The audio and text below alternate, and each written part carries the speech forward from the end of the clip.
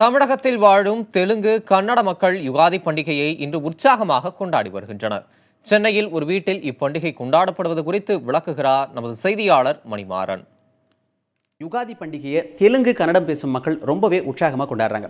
இந்த பண்டிகையை பொறுத்த வரைக்கும் அதிகாலை 5 மணிக்கே எழுந்திரிச்சு குளிச்சுட்டு பண்டிகையை கொண்டாட ஆரம்பிச்சிடுறாங்க. இந்த பண்டிகையின் பொழுது வாசலில் மா இலையால் தோரணம் கட்டி இந்த பண்டிகையை தொடங்குறாங்க. அதுக்கப்புறம் எல்லாருமே குளிச்சு புத்தாடை பூண்டு இனிப்பு எல்லாமே வச்சு படைக்கிறாங்க. இந்த வடை பொங்கல் இதெல்லாம் வச்சு படைச்சாலும் கூட இந்த யுகாதியில் முக்கியமான சிறப்பு அப்படின்னு சொல்லணும்னா யுகாதி பச்சடி.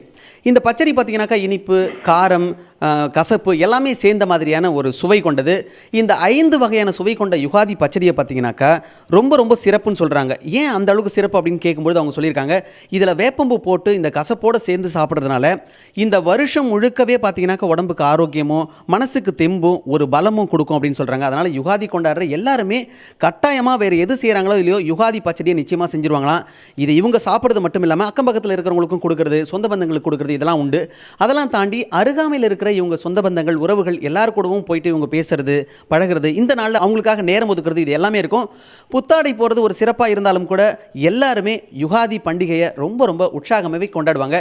இதெல்லாம் தாண்டி எல்லா மனிதர்களுக்கும் பிரச்சனைகள் இருக்கத்தான் செய்யும். ஆனால் இந்த மாதிரி விசேஷமான நாட்கள் எல்லாத்தையும் மறந்து மனசுக்கு மகிழ்ச்சியை கொடுக்கும் அப்படின்னு சொன்னால் அதில் மாற்று கருத்தே இருக்க முடியாது. புதிய தலைமுறைக்காக ஒளிப்பதிவாளர் தினேஷுடன் மணிமாறன்.